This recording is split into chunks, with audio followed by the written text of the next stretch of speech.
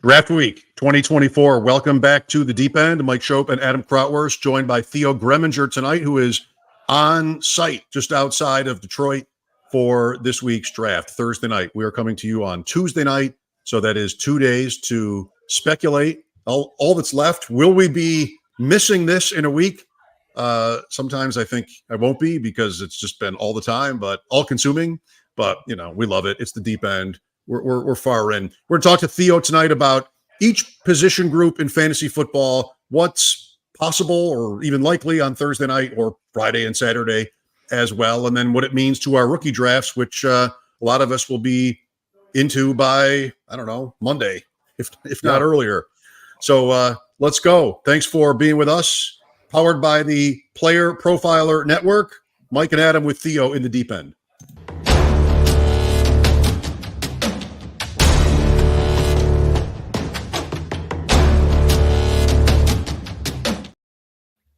What a week. One of the best weeks of the year. Super excited. I'm excited. I know, listen, it's Dynasty time. I know, Theo, you're like the Dynasty man, mock drafts, Dynasty drafts, all that type of stuff. But I like when the draft ends so that I can get into redraft because that's when I can finally have some real takes now that, players have established their spots on teams. Well, I have the FFPC Revelations draft coming up on the 2nd. So we've got the big best ball draft, and then the three of us are going to be, me versus the combined deep end. We're going to be going head to head in the Hardway League before you know it. Yeah, which is it's a huge honor to have you two guys joining the Hardway. The Hardway is a FFPC sort of invitation only 350, where you have some of the best high stakes guys combined with some industry guys. I was like a high stakes guy in it, but I guess I'm like kind of like a little bit of both now. Mm-hmm. But you have like John Daigle's in it, the Go Bills guys that are excellent. Austin Martin's in it. Davis Maddock is in it. But every year it's fantastic. And I've actually taken that league down 2 out of 3 years. Woo! So a couple of these guys, which is like a massive flex. Everybody's like, and we love taking down 350s, Adam, but we'd love to take it down, a main event a little bit more. But this 350 is like one of the hardest ones of the year. So I'm sure that I'll be doing some coverage of the Hardway. And I'm sure you guys are going to be doing a little bit of that on the Deep End. So yeah, we got a ton of redraft stuff coming up. Got the Deep End Invitational right around the corner. So That's we're right. like, and I love what Mike and you said, like, we have you bring up like the rookie drafts, and it's the greatest paradox in football that we spend like 4 months preparing for these prospects. And then we've got like a week with all this new information where we've got to like reassess everything, and we actually have the landing spots and like where we're going to put these guys. So it's amazing. We love the NFL draft. It's just fantastic. Can't forget to mention Mojo either in that. Because he's won a couple of those, I believe. So yeah, he was pocketed inside of 2 Gremminger championships. So big shout out to Darren Armani, very very sharp guy. We love you, Darren. You're awesome. Theo, you and I are also.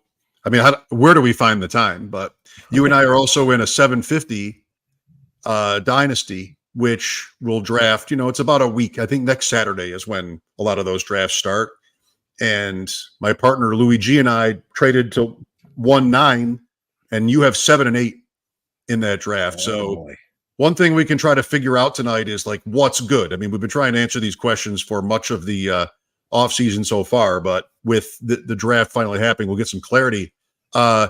Before we get to clarity, though, we have to quickly reference what some might say was the opposite of clarity. That is Adam's 40th birthday party, which happened on Saturday. With his wife and he have about the same 40th birthday, or the same birthday every year, right? Adam, would it be the same every year? If it was the same, it would be the same every year. Yes, for sure. No. But so I'm a March 28th guy. She's an April Fool's girl. And so we and it was our 40th this year. So we threw a big bash. Obviously, Theo, you would have been invited. I knew you were going to be in Detroit, obviously, all week. So I didn't want to overextend you, obviously. But or New Jersey, which is farther. That's right. We failed to think of a fantasy bros picture. Because you and I, we had Jared Smola. I know. We had Nick Kaz. We had Louis. And that might not even be it, but there is one picture that survived. There is one picture, and I'm going to pull it up here because it's a hilarious. Theo, this is a hilarious story. I know you're always talking about Mike, Mike, and and having him on, and he's the GOAT in Buffalo and all this stuff. Now, so Mike photobombs this picture. Can you see him in the background there? I can see it's a classic photobomb. It's classic a classic photobomb. It's also a height flex. If anybody has never been around Mike's a pretty tall guy. Yeah, so it's an alpha move to stand behind the other two guys and show that he's still the tallest guy in the room. It's not even the beginning of the alpha move. So this is me and my wife here with the happy birthday stash. And these are two coworkers of hers. This gentleman on the left, apparently we find out is this huge Mike Shope in the Bulldog radio fan from WWGR. He didn't know that the Mike Shope was at the party at all and left the party. Didn't find out until he sees this picture where he's like, wait, was he at the party? And we're like, yeah. He's like, wait, he photobombed. I didn't even know he was there. He sends the photo to all of his friends. Everybody's like, are you kidding me? Like, you could have met Mike Shope. He's photobombing your picture and you had no idea he was even there. What a story. Yeah. This is a lot to listen to, but yeah. It was fun, seeing Jared is great too. And it was a great night. Draft Sharks guys were there. Great time. And now I feel so old. It's unbelievable. No. Thanks for inviting us. My wife had fun too. Perfect. All right, Theo, here we go. Let's break it up by the 4 position groups, quarterback first. And even with quarterback, of course, this is a year where there's a lot of intrigue at the top and then right after the top. Caleb Williams to Chicago seems like a lock. What is your guess now as to what Washington does with Jaden Daniels having been the betting favorite, but then there's still some little bit, maybe it's contrived, but May and McCarthy hype. And, fantasy wise, where do we want to end up here? I think you can make an argument that Daniels being attached to Cliff Kingsbury, since we've already sort of seen what he can do with a dual threat player like Kyler Murray. I think that's probably the best outcome. Certainly Jaden Daniels falling to number 3 to New England. I don't know how excited we'd be about that just because of lack of weapons. In Washington, it's not like we're head over heels about the weapons, but Terry McLaurin's obviously let's call him a wide receiver 2 with a quarterback upgrade. And then they also have 2 second-round picks, Mike. So I think Washington is the more appealing kind of landing spot than him falling to number 3 at New England. And I do think at the end of the day, it's going to be Jaden Daniels at the number 2 pick. I think that Washington has looked up I-95 for years and seen what Lamar Jackson was doing. I think this is their opportunity to get a dynamic, dual threat type quarterback in Daniels. And I think at the end of the day, that's a direction they're going to lean in, despite like the late smoke on, JJ McCarthy, Drake May. I think Daniels is just the safe bet here. He's still the favorite too to be selected at 2.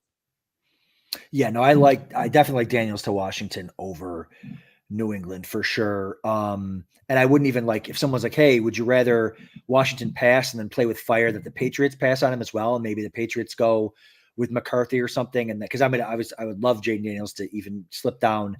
If Minnesota could trade up for him, that would be great, or something like that, or basically any team but the Patriots. And I'm sure we'll get into that in a little bit. Like how bad is it for our rookie picks for the quarterback that goes to the Patriots? But yeah, Jaden Daniels to Washington would be much preferred over New England. I think maybe for fantasy, the more complicated scenario is if Washington does go with May, which that's still my guess. I just think the sack rate stuff on Daniels, how skinny he is, even May means young. He just didn't finish strong anyway in his career, but I just think he's a better prospect. Maybe I'm giving Washington credit for that they haven't earned, but if I'm right and May goes to Washington and New England sits it out, maybe they prefer May too, or maybe they just want to pick a receiver or trade or something else. And that makes for an interesting scenario. If New England were to pick Daniels at 3, I feel like maybe, Theo, they're so thin at talent on offense. That's not a great situation for one of these rookies to, have to go into, and maybe they don't even play. Adam's talking about redraft leagues. Who knows if New England's rookie, maybe they slow play it there. So if Daniels is the more appealing fantasy option and he ends up on the Patriots and May goes to Washington, does May go before Daniels in rookie drafts? Does that change anything? For me, I still feel like we're not playing regular football. We're playing fantasy football, and I think you still want to lean into the rushing upside. And I think that it's an interesting point because New England is so devoid of talent on the offensive side of the ball. Are you setting up a rookie to fail? And that's sort of the argument that we saw with like Justin Fields was very good for our fantasy teams, but he goes 10-28 as a starter. Now he can't get a job.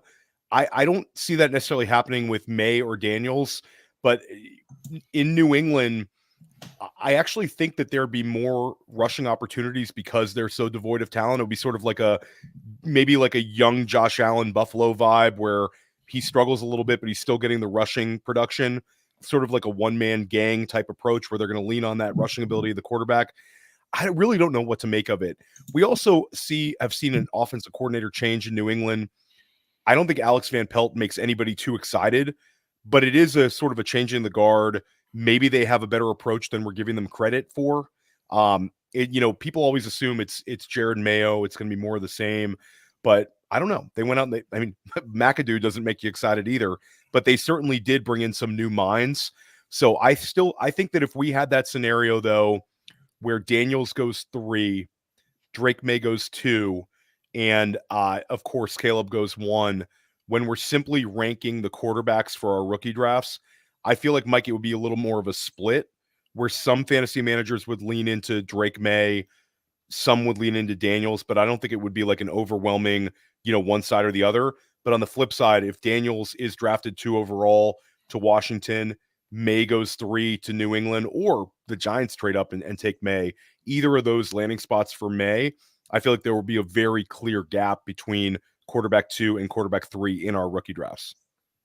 Yeah, and that's interesting. I don't know where you were going next with this, Mike, but that leads us to pick 4. I have here on your mock JJ McCarthy to Minnesota. If that's how that plays out, Minnesota trading up to 4 and taking McCarthy, does that change your view? Like Mike and I have 3 top 7 picks in a dynasty draft coming up at Superflex, and we're thinking, man, if Minnesota trades up to 4 and takes McCarthy, does he leapfrog May and Daniels in the dynasty rankings? Because that obviously offense is loaded with talent there.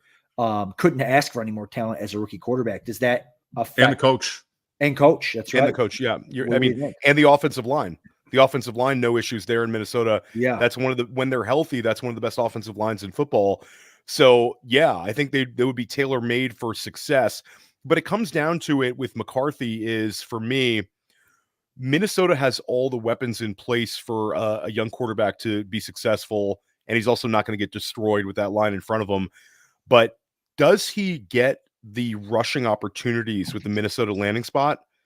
Where I think McCarthy, if you speak to Michigan people, McCarthy is lightning. They think that this guy is like pure speed, like legit 4.5, next level type athlete. But will we get to see him have, manufactured rushing opportunities, or is it going to be an opportunistic scrambler in that offense? I think you could certainly make a case for him going up to QB3, but at the same time, if Jaden Daniels gets drafted to Washington at 2, and let's say we get JJ McCarthy going at 4, I think it's more of him versus Drake May, because again, like the ceiling for Jaden Daniels, the guy who had 2,000 rushing yards over the last 2 years at LSU, in that Cliff Kingsbury offense, is 1,000 rushing yards. You have such room for error if you can put up that sort of rushing production for us in fantasy. I'm still going to lean into it. But in terms of long-term stability, yeah, JJ McCarthy in Minnesota, that's awesome. Theo, you were our Michigan people tonight, coming to us from the site of the NFL draft this week. One of 2 locations in the continental U.S. that looks due south into Canada. The other being where I'm sitting in Grand Island, New York, which is right, at least in one part of the island, just north of Fort Erie, Ontario. Everybody needed to know that. We'll get into one more interesting landing spot idea, and then Knicks and Penix as well. After a quick break, Mike, Adam with Theo, here's a word from our sponsor. This episode is brought to you by PlayerProfiler, the Dynasty Deluxe package. The rankings are the best in the industry. It includes strategy mode where you can say, hey, change the rankings to be win now. Oh, change the rankings to be productive struggle. There's also a draft planner to help strategize where you should take players because the draft planner also includes ADP. There's a trade finder where we look up on My Fantasy League and we see trades that are done, including a particular player. Then there's a trade analyzer where you can plug in draft picks, players, and we assign a lifetime value to draft picks out 5 years. The best thing about our trade analyzer, it can't be gamed with volume. And there's mock draft data to see right now what's the market for player X versus player Y, including in the fall when very few mock drafts are happening. And our Dynasty guide, the Dynasty Dominator, would cost you $10 on Amazon, but you get it for free with Dynasty Deluxe, and you get our rookie guide for free, a $25 value. So you get all of that for $45. I mean, it's a great deal. Back in the deep end, Adam, Mike, and Theo talking about quarterbacks here first. The Giants, very interesting, perhaps tough one to figure out at 6. Maybe there's a trade up. The logic is kind of obvious where they might be at the end of the road here or close to it with Daniel Jones, but they need receiver help badly too. Do you have a lean on the Giants? Do they want to make a trade up for somebody and say they make the move to 4 for McCarthy? How does that grab you? Like he might not start week 1. Is the upside worth betting on? That landing spot does not get me excited at all because they're, like you said, they're kind of devoid of offensive talent at the skill position. Devin Singletary is their most productive skill position player right now. Says a lot about the Giants.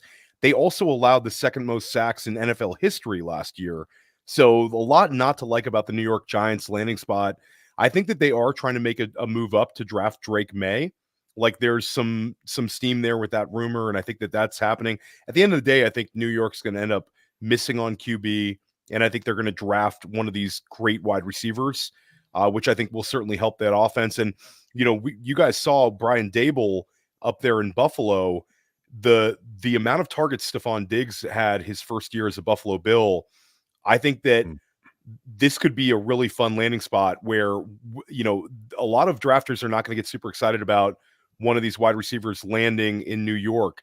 But I think the chance of one of those guys leading all rookies in targets would be there just because of the lack of players on New York. Yeah, I completely agree. Did I hear some whispers today that Darren Waller might retire? I'm hearing that coming out. I mean, he's been kind of retired for us in fantasy for a while now, guys. I know. And I'm thinking more to just no weapons there. I think standing put and taking Neighbors or Harrison, whoever's there, and adding that to Daniel Jones is probably the better way to go instead of trading up a bunch of picks to move up to get McCarthy, who might be Daniel Jones. You know what I mean? So, I think, and like you said, thinking fantasy wise, I mean, yeah, they're gonna force feed it to that number one guy. Hopefully, there, Brian Dable. He's been waiting for a guy like Neighbors, you were talking about they had up there in Buffalo with Diggs. So yeah, I think Neighbors would be great. So right now, ADP has Harrison in redraft going ahead of Neighbors. Would that affect you at all there? Because I mean, it depends on where Harrison goes. If he goes to the Chargers, that would be incredible. But we're on the quarterbacks now. But Neighbors to the Giants, I think, would be good for Daniel Jones. Yeah, Daniel Jones in terms of dynasty, like right now he's free. If you want to go trade for and again, I don't think we'll ever see the Daniel Jones quarterback. What is he? Quarterback 8, the first Brian Dable year. I don't think we'll see that, and he's certainly struggling with injuries. But you could see like a quarterback 15 finish if they add that dynamic young wide receiver into the mix. And right now, people are treating him like he's quarterback 35. He's completely dead in dynasty value. You might be able to squeeze a year out of Daniel Jones as your QB2 with that sort of upgrade. The rumors, by the way, on Waller today were more salacious than whether he'll play in 2024. But you guys can, search that on your own time. Not what we're here for. Not what we're here for. It'd be nice, Adam, if he let them know, right? Sure. I mean, the draft is Thursday. It'd be nice if they're probably number one pass catcher told them whether he wants to be on the team. Right. Cool. Maybe they want to go Bowers. Who knows? Oh man. Keep him away from the Jets. Keep him away from the Jets. That's right. Bo Nix, Michael Penix, Theo, it's all been said. Like, are they mid-first to Denver, the Raiders? Who are those teams bidding against? Do they slip out of the first round? What do you expect? And then what do you think it will add up to in super flex drafts where quarterbacks, of course, are so important? And even if they go in round 2, they're probably who those teams see as their future. So maybe it depends on your team build, your needs. Are they first round picks in Superflex if they don't get drafted until Friday? I think that it's a tougher bet to make on the second round quarterback in your Superflex drafts. Like the hit rates for the second round quarterback are just not there as much as the first round. I mean, what a difference it is if we see like a Michael Penix end up on the Raiders at like 13, or if the Raiders just trade down, 5-6 spots and get him at, let's call it 19-20 range. I think if that happens, Michael Penix is a first rounder in Superflex. I do think he'd be closer to the 111 though, guys. I don't think he's steaming all the way up to 109 where you and Louis G are picking. But I do think he'd be somewhere like the 111.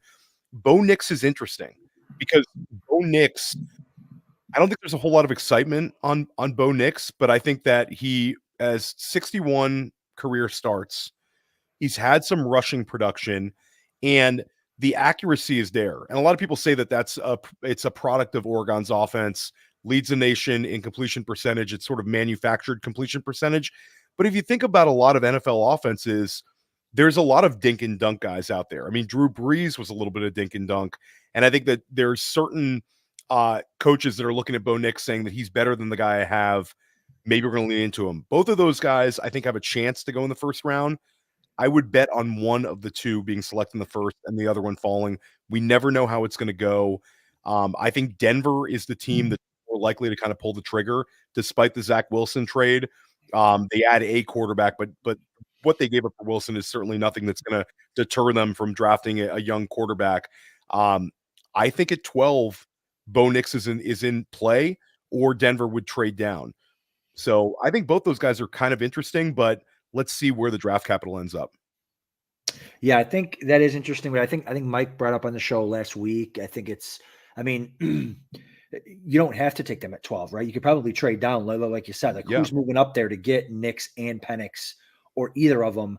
I don't think they both go in the first. I think they will both be gone by the end of the second. And the teams that do maybe go crazy and trade up for them are probably desperate teams that aren't very, very good. I mean, you're not getting a team that's good that needs a quarterback that's going to trade up into the first round to get one of these guys. So, excuse me, Pittsburgh would have been interesting, but again, they've got two quarterbacks there now. So it's going to be interesting to see where those guys land. But yeah, if they go into the second round, the hit rates, like you said, Theo, were so bad on second round quarterbacks. It's just hard enough for them to even get it on the field, let alone prove that they're worth anything. So yeah, I think once you get past the first 4 QBs there, I think you get 2 that fall out of the first. And that's an interesting bet on the over-under. Do you guys know what the over-under is for quarterbacks and then the first? I believe it's 4.5 probably, but it's juiced up. Okay. Yeah. It's gotta be. Big time. The only team I've heard specifically discussed for Penix or Nix, maybe it's either, would be Seattle, and whether Geno Smith might be tradable or traded to one of the other AFC West teams.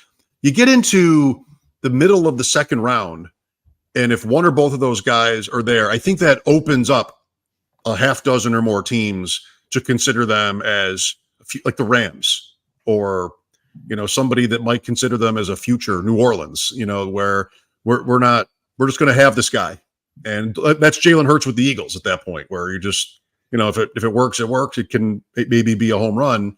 So that's the risk I think the Broncos and the Raiders take, which I feel like what's better is sort of a trade up into the end of the first round or something, which, sometimes gets done. They get the 5th-year option that way. Yeah. Maybe we see that. Yeah. And then you also have those particular teams could maneuver and trade up to get to the top of the second round if those guys slide out of the first round. So a lot of maneuvering. And you also bring up New England. If New England does a trade down and passes on QB, they pick at 33rd. Maybe they view one of those guys as a guy that they're willing to take a shot on without having to spend that valuable, top 5 draft capital. Right. That's a good idea, I think. The trade everybody's kind of waiting on is Minnesota trading 11 and 23 for 3, 4, or 5. And if the Patriots were to make that trade, they might not have quarterback fall right to them at 11 or 23, and then that's where they end up starting round 2. Well, the quarterback options, the intrigue, it's just what makes the draft so interesting with all the different possible outcomes there. Wide receiver has been the position of the year in certainly in fantasy, but even in terms of the NFL and just all the hype at the top 3 guys. Everybody's got their favorite. Then you have the continuing conversation, which just has been everywhere, Theo, on the depth and how many receivers deserve to be in the first round. Are there a dozen more that get picked on Friday? I'll just ask you generally, as you've consumed all of this conversation, do you have a thought on like maybe where you're the most different than what you've heard the most often?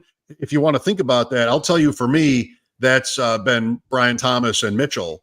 And we talk a lot of Bills around here. Of course, in my day job, it's all the time.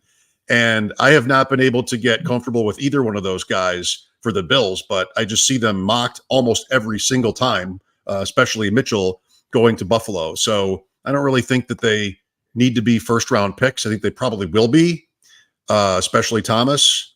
So I don't know. If you have a hot take on somebody else in the wide receiver room, I'd love to know it. I don't know if it's necessarily a hot take, but I think Xavier Worthy is going to be a first-round pick, and I see a lot of kind of misdirection where some mock drafters are pushing him in the second round, and certainly some mock drafters who are really, really good at what they do. I just think at the end of the day, I think Miami is going to take Xavier Worthy if he's available at 21. I've been saying it for months. All right. They need a wide receiver 3, and if he's sitting there at 21, what a better on-brand selection for a team that's just dove full-on into fast guys than Xavier Worthy.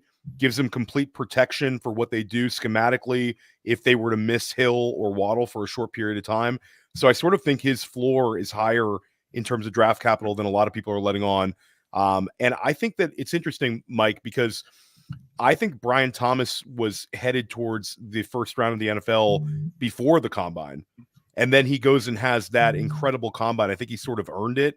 So I can understand the trepidation where those sort of profiles are also kind of like potential busts. Over the years, you look at those kind of guys and they bust out a little bit more than like the elite separators. But I think in the right offense, those guys could be T. Higgins. And I think that there's enough teams that are diving into that profile. I actually think both of those guys are going to be gone before Buffalo picks. I think that there's Cincinnati and Jacksonville and Indianapolis, if Indianapolis can't trade up for one of the big 3, are all going to be in consideration to draft a wide receiver there. It's right there. And I'll also say, I think Pittsburgh, who hasn't drafted a wide receiver in the first round for 15 years, they might dive into Adonai Mitchell if he's there at 20 overall and reunite him with George Pickens. So I think both those guys are pretty locked in. I know that's Adam Schefter was on with Adam Levitan. And shout out to Levitan for having Schefter on his pod. I wish I had Schefter on my pod. I'm sure you guys wish you had Schefter on the deep end. How cool is that? But no, I would said never. That he thinks never ever. No. Adonai Mitchell is going to be drafted in the teens, and I think he's that's the one guy he said is going to be drafted higher. So, I think both those guys are going to be gone. I think Buffalo is either going to have to trade up to get one of those guys, or it's going to be somebody maybe people are not predicting that goes to Buffalo. I could see if Worthy falls, I think Buffalo would take him. And I think that speed would certainly help your offense. And he's a little bit more versatile than some people think. You can line him up in the slot. It's a guy who broke out early at Texas. And I think Ladd McConkey is a first round pick. So I don't know if these are anything really hot takey. That's good. But I do think that all these guys are going to be first round picks. And I think it's sort of do we get to a point where wide receiver is threatening the record for most drafted in the first round all time? I think it's sort of a competition versus offensive tackle, because I think one of the two positions is going to be challenging for the record. It's just, where do we see that cascade? If you see 6 wide receivers gone before pick like 22, then now we're talking. Now we're cooking with gas, and maybe somebody trades up and pushes another guy into the first round. You see that group of like the Troy Franklins, the Keon Colemans, the Xavier Leggettes, they're all and Ricky Pearsall steamed up a little bit too. All of those guys are kind of in that wheelhouse to be drafted somewhere before pick 40. But if there's a wide receiver cascade, do they all get pushed up a little bit? I think that'll be an interesting thing to monitor. Yeah, that will be interesting. I think, there's a million receivers. And, once you get to the back end of the first round, though, with some of these teams it depends on the GM, right? So I think the Bills GM said he's only got 28, maybe, Mike, you would know, 28 first round grades this year, where some years you might have 35 or 40 or whatever. So if those grades are gone, if all those 28 players are gone, do the Bills trade back and trade out of the first round? They should. They should, especially if you've got, and with receiver specifically, not even just with the Bills, with any of these teams, like, hey, if I'm at the end of the first, if it's, Detroit or Baltimore or Bills, San Francisco, and I've got 6 receivers graded all the same, why don't I just trade out and grab one of them, at the high end of the second round, and pick up some picks. So that'll be interesting, because I don't think there's a tier. Like, you've definitely been on, Theo,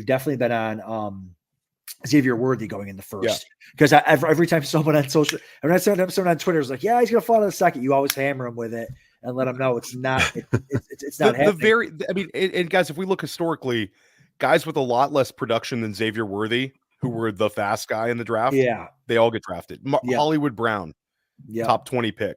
John Ross, top 10 pick. And it's not like this guy was some lack of pedigree track guy. He has the pedigree. So I think he's a first round pick. Yeah, I think you're right, especially if they're going to break the record for receivers. So it's going to be interesting. What do you want? Do you want the speed? Do you want the size? Do you want the big slot? Do you want because that's kind of what all the Ladd McConkey's a big slot, a couple different guys, so it's going to be interesting to see what teams want to do. Do you want the raw outside guy like Keon Coleman, or Xavier Leggett, who's a little bit older? It's going to be super interesting what teams do, but super fun for fantasy. And like Mike said, with a dozen of them maybe going on Friday, it's almost like for fantasy, the second round is going to be as big as the second and third will be as big as the first. So Cody Carpentier just recorded with us on Futurecast, and it just dropped today on the YouTube. And Cody had a prediction that between pick 33 and 52, we see 8 wide receivers selected. He has a kind of the counterpoint that I do, where he thinks it's going to be the offensive tackles get steamed up and the wide receivers get this slight push down to the second round, and they all get cleaned up between pick 33 and pick 52, which would also be incredibly cool for us in fantasy. I mean, a lot of these guys, it's kind of semantics, whether they're pick 28 or pick 35. You've seen the Michael Pittman Jr.'s, the T. Higgins. Those guys slip to the second. They do fine for us in fantasy. It's just, a little bit better bet when we see them the first. Yeah. That'll make for another really interesting sort of dilemma late first in rookie drafts. What we're trying to figure out is how to rank these guys after Neighbors and Odunze go. And then, all right, so Brian Thomas goes to the Jaguars. What is that? Is that good? Like, Trevor Lawrence is pretty good, but there's competition. It's pretty good. It's pretty good. What does it mean? Cincinnati, et cetera. Well, I think that, right now it's pretty set for the top 8, but I loved what you guys, you and Louis G, you guys have won some fantasy leagues in your lifetime. You guys are pretty sharp guys, and you go and make that trade for the 109. And I think there's absolute strength in acquiring the 109 right now, because I think that the 109 and potentially the 110 are worth a ton more in just a few days. There's so many scenarios that are going to drive up the value of those picks. If Buffalo drafts a wide receiver, people are going to be head over heels for that player, and he's going to see a bump up, for better or for worse, guys, too. Kansas City hasn't drafted a wide receiver since 2011 in the first round. If they draft a wide receiver at pick 32, you get the Mahomes bump and you get the Rashee Rice, trepidation. They're going to see a bump up there. And then, guys, whoever the Dallas Cowboys draft at running back, that might be the 109 right there. And Vegas or wherever you see your over-unders is basically saying that one of these running backs is going to be a Dallas Cowboy. Jonathan Brooks over-under is right where Dallas picks in the second round. Braylon Allen is right in the 3rd round. So one of these big 5, 6 running backs, if they end up in Dallas, it's going to be an incredible steam up in rookie drafts. So 109 and 110, those are the picks you go and trade for. Those are the ones that are going to steam up in value. But top 8's pretty locked in right now. Adam, by the way, I may have told you the story at your party, in which case I think I'm safe in repeating it now. That's right. Louis and I were going over things before this draft, and he's higher on James Cook than I am. So my idea was we offer Cook for the 109, give you the flexibility. He likes the running back point. I think he might be with you on Brooks. And I would be more wide receiver 5 or whatever that is. So we'll figure that out. But, I begged him almost to let me offer the 1-9 or Cook for the 1-9. And I think the conversation died. It was probably super late at night. We didn't do it. The next morning I woke up and we had received that offer from the other team who we don't know. Wow. But like the morning after the conversation, the 109 was offered to us for and that's where you got Cook. it. Yeah, the exact same offer. Spoken into existence, Mike. We did. Which is out there in the universe. Because like 2 weeks ago, when we were talking about the trades that I had made on the show, it was I could only get like 2 seconds for Cook. We couldn't get a first. We couldn't get a first from anybody. So the fact that they offered it to you, we're in a 750 as well, and we couldn't. So I think that's great because again, like Theo said, if the 109 is Trey Benson. Right, I would much rather have. If Trey Benson goes to the Cowboys, I'd much rather have Trey Benson than James Cook. So yeah. I think you're doing great there. I have a conspiracy theory, guys. Yes, your Buffalo Bills, and certainly Mike is. If I need a Buffalo Bills expert, there's no better in the country than Mike Shope. That's right. And Adam, you're as tuned in with the Bills as you are any NFL team. But I have a theory that the Bills are going to be the team that takes like this year's Zach Charbonnet, the out of nowhere day 2 running back pick, where we've seen James Cook struggle with fumbles at time. We've seen James Cook sort of have a little bit of letdown games. I mean, the spike weeks were there, and certainly he ended the year well. Yeah. Drops.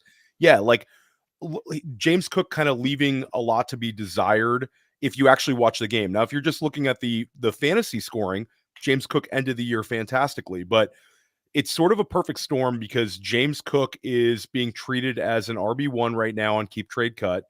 He's like RB11 in Dynasty, and he's sort of earned that. And right now he's the highest drafted Buffalo Bill on Underdog besides Josh Allen, of course. Like he's your highest skill position player, but Buffalo has a glaring need at RB2, and they had Trey Benson in for a top 30 visit. So it makes me think that maybe they're going to lean into the RB2 position. Sort of they are devoid of the wide receiver alpha, but maybe they're going to lean into the running back position a little bit more. James Cook could be. I have an article that I write every year. It's one of my favorite articles to write on Player Profiler, where it's sort of like the dynasty landmines, guys who could gain and lose the most dynasty value on draft day, or draft weekend. James Cook made the list this year. I think that there's a chance Buffalo drafts a guy, a Braylon Allen, a Trey Benson, somebody that's going to limit either James Cook receiving upside or his ability around the goal line and just sort of make that floor a little less safe. That's sort of my big, Debbie Downer type prediction for fantasy managers. I think that the only way that happens is if, it's a 3rd round pick, Singletary, Zach Moss, 3rd round picks, and they don't have a 3rd. So I think if they trade back out of the 1st and pick up a 3rd, I think they could do it. But I don't know. We'll see. Mike wants to puke at the thought of a running back in the 2nd round. I could see him over there. No, I mean, the content would just be off the charts. Think about the radio. It would be incredible radio all week long. The best years are the ones where the Bills might take a running back. And we have fun at WGR with how many, so-called insiders are like always projecting Barkley and all the running backs get linked to the Derrick Henry get linked to the Bills, even though I'm not sure they've ever cared. But I will say, maybe in my trade partner's defense, and also with you here, that you and I talked more than once last year, and I was off Cook last year because I just thought Damian Harris was the better running back, and I probably have a previous bias against Cook. Not that I'm in the mood to ever predict injuries, but because of his size, I just don't think he's ever really been appealing as like a full-time running back. You've seen the Bills, only use him as more of a part-time. They announced him as a sub back when they drafted him in the second round, by the way, 2 years ago. So I like your logic on that. And maybe it would have to be the third round, or maybe it could be round 4, depending on, Braylon Allen could be round 4. Some of these guys fall to round 4. Yes. And, every year we see, Damian Pierce was a 4th round pick. We've seen these guys. Michael Carter had a nice run for us in redraft as a 4th round pick. Like 4th round picks can be super annoying when they're sort of in that mix. Last year I was a huge James Cook guy. I hope I'm wrong. I still have James Cook exposure in Dynasty. I just feel kind of unsafe with those picks. But like Adam said, the market's just not matching up. Like, I don't know if it's because we play in this is a flex, because we play in high stakes leagues. Yeah. But people are not like leaning into it. I did see one league where somebody traded a 105 in a single QB league for James Cook, and Mike got a 109 in a high level super flex league for James Cook. So there are those managers out there, but I think there's a lot of trepidation, and people see him as a guy that's sort of an overinflated price, and there's a little bit of kind of kinks in the armor for him being like a true RB1 in Dynasty. There are just so many running backs that have at least one question mark or wart or something that, Adam, my team with you in the FFPC, like, it's super flex. We have Josh Allen and Watson and, Kincaid and some good receivers, but at running back, we're super light. And so what do you do about it? If you can't count on the rookie draft to save you this year, which the best I'm doing is trying to have a bunch of picks between mid 2 and mid 4, and then maybe use most of them on running backs if I can do that, and then just sort of hit and hope. But man, if you don't have it, this can be true of quarterback, I think, just as easily. But if you don't have the position solved, and this rookie draft, you just don't know what it's going to mean for running backs at all. Maybe the latest a first running back pick ever goes in the draft, then you can feel like, you're kind of stuck before it even starts. So I can see making a trade like that is all I wanted to sort of get in. Mike just wanted to flex his Dalton Kincaid, Josh Allen stack. He already won the league in FFPC with Kincaid and Allen. We weren't leaving without it. Come on. 3, 4, 7. What's your best case scenario? If you had picks 3, 4, and 7 in that league, what's your best case scenario that's realistic? So your QB2 is Deshaun Watson. Right. I mean, I think that's not somebody that's going to get me to stay away completely from a quarterback that lands very well. I think your best scenario would be you lean into Malik Neighbors at the 103. And that's a slam dunk pick. And then, you pick 1 as well, right? No, 3, 4, and 7. Oh, excuse me. 3, 4, and 7. So I would go in that scenario. I would take Neighbors, and then I would make a judgment call between QB2 and Brock. I guess in that scenario, it would be Neighbors. And then if you feel like you can trust Deshaun Watson, then you could pass up on Watson on QB and lean into a Bowers if he lands well, or a Dunze if he goes at like the 106. But it's probably going to be Neighbors, Jaden Daniels, and then at 7, you're going to hope that you have access to a Bowers or an Adunze, and they fall. Yep. Right. I agree. Yeah. I mean, I would love to, if we could get the quarterback that we want at 4, I would be ecstatic about that. I mean, so you're just assuming that Harrison Jr. is gone. Yes. Yeah. Harrison Jr. is gone. The only scenario where Harrison Jr.'s goes behind Neighbors is if I'm talking about the quarterbacks at 1 and 2. Oh yeah, no chance it goes quarterback. I think and I could be really wrong on this, but I think Marvin Harrison Jr. I've seen him actually go with the 101 in some like industry drafts ahead of Caleb Williams. Like, people have been waiting to draft Marvin Harrison Jr.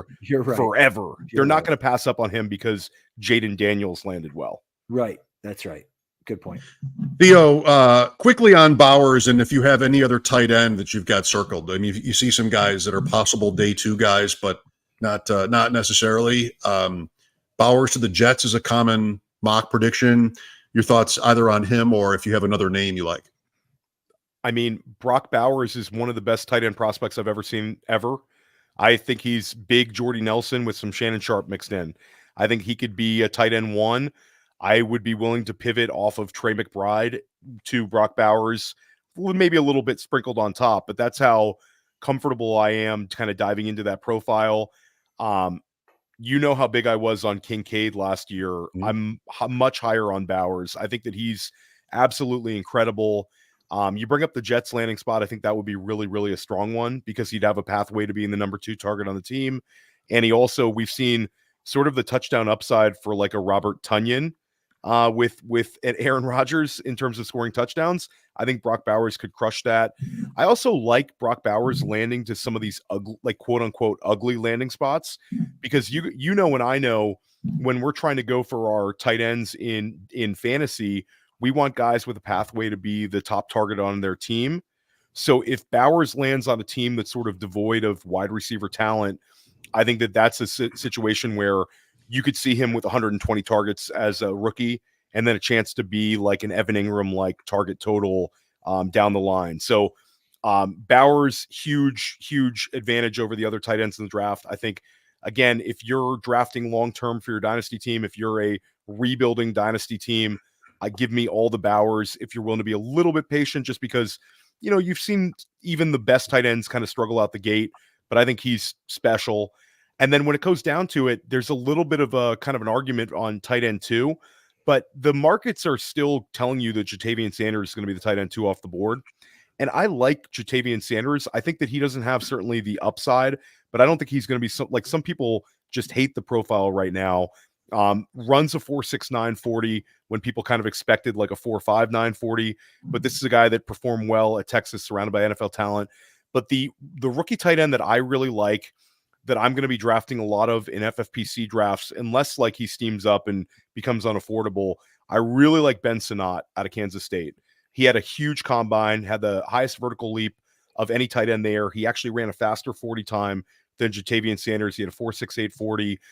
This is a guy that was running a very high ADOT routes at Kansas State. This is a guy that they targeted downfield, led Kansas State in receiving yards. He's 21 years old. Again, not huge, but neither is Bowers. And we're sort of seeing a changing of the guard in terms of the high-end fantasy producer at the tight end position. They're all sort of like that Laporta, Kincaid, McBride, Evan Ingram size guy, those 6'3", 6'4", 240, 245 pound guys, like the oversized wide receivers. Sinnott fits right in there. And then even a little bit further down, I think Jaheim Bell's really interesting because he's super cheap. I got him in a 4th round of a mock draft. A guy who can really do a lot with the ball in his hands, ran a 4.61 40. I think Jared Wiley, like super deep, is interesting. This was actually a very athletic tight end class at the combine. But again, a lot of these guys, until we know the landing spot and the draft capital, we can't really dive into them. But I do think Ben Sinnott, if he goes in the 3rd round, I'm all over Ben Sinnott in rookie drafts. Okay. Yeah, I mean, Bowers has been my Marvin Harrison Jr. He's been the guy I've been waiting to draft for like 3 years. And people poking holes in it, it's just crazy to me. Yeah. If it was a wide receiver that had 13 touchdown catches as a freshman at Georgia, are surrounded by NFL talent, NFL talent everywhere, and the focus of their offense was an 18-year-old tight end from Northern California. The dude goes to the Deep South and is the best player on the national title team, on offense. It's crazy to me. He's an incredible tight end prospect. I completely agree with you, Adam. Yeah. Love it. So what will you and the 30 to 40 other player profiler teammates do for the next 48 hours? So tomorrow we have an event where we're doing like a bowling alley, like a nice little fun, like player profiler event. That's going to be a lot of fun. Kind of getting to hang out with a lot of the guys I speak to daily. And I only get to see them maybe once or twice a year in person. So it's a really, really fun thing. And then we have guys going to the draft on Thursday. So we're going to have Anand Nanduri. We're going to have Jason Allwine. We're going to have Seth Dywald. They're going to be at the draft. And then Thursday basically we go round the clock, guys. We have every pick covered live right here on Player Profiler YouTube and Player Profiler Twitter. Then we're actually doing post-draft shows this year where for at least an hour, maybe an hour and a half, we're going to stay on in a separate feed where you're going to see the Podfather, Josh Larkey, Cody Carpentier, Alex Dunlap of Roster Watch, Matty Kiwoom, myself, Memphis Young, all sort of giving our breakdowns of the day, the fantasy takeaways. And then on day 3, we're actually bringing on guests for the first time ever. Our deep end zone, Mike Shope and Alan Soslowski are both going to be joining us. Sort of like Alan's going to be right before the 4th round starts. Mike will be, popping in maybe end of the 4th round, mid 4th round. Maybe even be with us when the Buffalo Bills pick. That would be kind of cool. So it's going to be incredible. It's going to be like last year I did Kansas City. It's definitely a lot of work. You're on the air a lot, but it's nothing better. It's nothing more energizing. And I think we actually do the best fantasy football coverage anywhere for the NFL draft with the amount of guys we have here, the amount of coverage we do, and just the sheer volume of content we're putting out. I think that if you want to get ready for your rookie drafts, for your dynasty leagues, you want to get a leg up, you definitely want to watch our broadcast. And hey, if you want to watch like the big media NFL broadcasts instead, and you want to watch, your NFL Network, your ESPN, you can come here and watch our post-draft shows and still get the player profile experience. Yeah, that's gonna be awesome for sure. Yeah, I turned the Super Bowl off less than a second after it's over, but I want all the draft night when it's over content. Like the people, it's been 4 hours. Like I'm halfway. I'm up. Yeah. Let's keep going. This is like the NFL draft is like March Madness for people who love fantasy football and love the NFL. It's one of the biggest weekends of hope. You get these new players coming on your NFL team, these new players we draft on our rookie in our rookie drafts. And Adam, like for a guy like you who's in the FFPC streets and the FFW streets, FFWC streets, drafting these high stakes teams, these sort of rookies have been like a cheat code over the last few years in terms of like, your win rates when you hit on these rookies, whether it's the Sam Laportas, whether it's Jahmyr Gibbs, Devon Achane, like we learned about these players early in the draft. Puka. Yeah. Puka Nacua. That's right. Puka Nacua. Now's the time to get them because the price is going to go way up on a lot of these guys, in a couple of days. So if you're hoping to get value on some sleeper guys, then now's the time. Well, I have a question for you guys though, Mike. Who I want to know who you and Adam are predicting the Buffalo Bills will select in the first round. So I know you're gonna you say they're gonna want to trade down. You want them to trade down. I want them to trade down. The Bills never trade down. They always trade up. If they stand pat or they trade up, it is for. I say they stand pat around. They're not going to trade up high. They might move up 1 or 2 picks. I think it's Ladd McConkey. I'm throwing it out there. I love Ladd. I think he is more of a big slot than he's an outside guy. I think Khalil Shakir. He's a guy that he's not a rookie, but his stock could fly up depending on what the Bills do. Like if they trade back and take like a mid-second round receiver, Shakir might fly up because now he's a little more valuable. But I think they're going to go with like Ladd McConkey if they stay around the 28th pick. It's also possible that they could trade down and draft him as well. Sure, that's right. Because one of many of these receivers, like we talked about, that there's a lot of uncertainty. Only today, came to the same conclusion, the same player. Really? Yeah, I may change it tomorrow, but you've got Mitchell. Now you're talking about Thomas and Mitchell both being gone. I mean, I don't know about Schefter. Mitchell's over-under was 28.5 or something just the other day. So I don't know about 19, but Mitchell has there's negative character buzz, and Neighbors might have a shoulder injury. Or not Neighbors, I'm sorry, Thomas, LSU, might have a shoulder injury. So I think either of those guys, for those reasons, could fall in that draft, and maybe the Bills do that. But I thought John Daigle had a really interesting argument on ETR talking about Joe Brady. If you look at Diggs, after Joe Brady took over, he went away. Yeah. Basically, they took wide receiver 1 out of their own offense.